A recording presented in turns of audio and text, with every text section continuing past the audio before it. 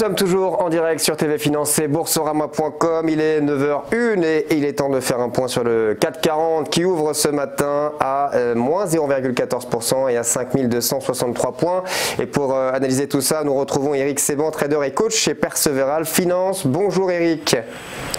Bonjour David. Alors on l'a vu hier, le CAC 40 sans direction, les investisseurs peinant à se positionner à quelques heures d'un vote crucial des députés sur l'accord du Brexit qui a été rejeté massivement. À quoi peut-on s'attendre aujourd'hui Eric?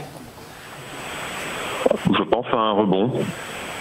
Un rebond, oui, tout simplement, parce que je vous disais que la semaine dernière, on avait un léger tassement de la progression du CAC. Donc c'était mercredi dernier, et le premier repli s'est produit vendredi, on est redescendu vers 5220, un niveau logique.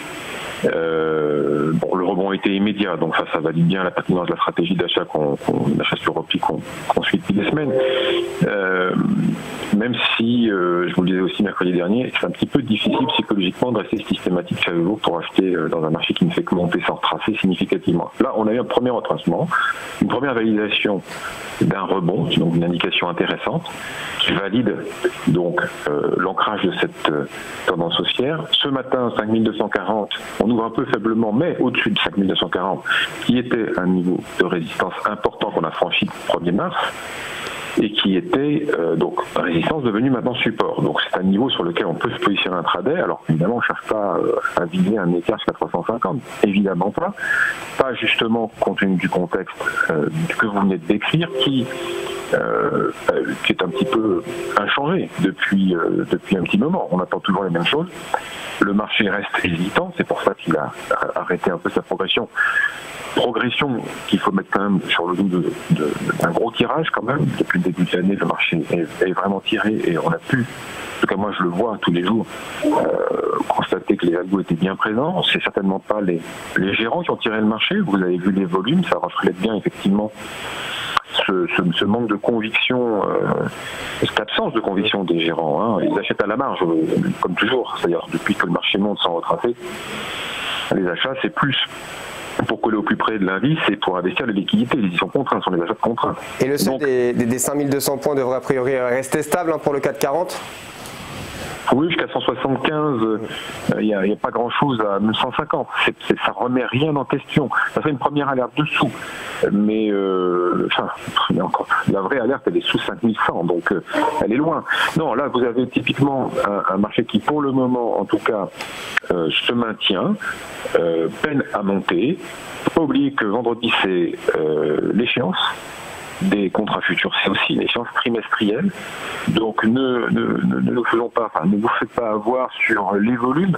L'augmentation des volumes va être mécanique jusqu'à vendredi. Il y a de l'arbitrage, les positions vont tourner. Dans un marché qui a été systématiquement tiré ces dernières semaines, il y aura forcément des mouvements potentiellement forts. Vendredi, principalement, c'est l'échéance trimestrielle sur le DAX également. Donc ça peut bouger fort, mais sans remettre en question la tendance haussière. Pour ça, il faudrait une nouvelle forte. Donc, pour que ça baisse fort, il faut une nouvelle forte. Pour l'instant, il n'y a rien dans les tuyaux pour soit indiquer une visibilité qui mettrait les gérants de position, ils pourraient se forger des convictions, établir des scénarios basés avec une forte conviction. Il n'y a rien dans ce sens-là, ça fait un petit moment que ça dure. C'est une hausse qui était surtout entretenue par pas mal de vendeurs qui étaient pris à découvert. Les premiers retracements ont été une occasion pour eux de sortir. Maintenant, après avoir été voir 5220, on a eu un premier rééquilibrage. Et puis là, on est revenu sur un niveau d'achat.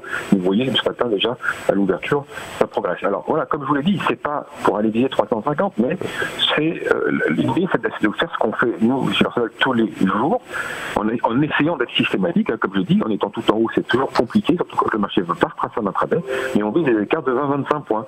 Et puis si le marché retrace à nouveau sur les prix d'entrée, en double appui, on se repositionne. À chaque fois qu'on a l'opportunité, on y va. Et puis jusqu'à présent, ça a été parfaitement payant.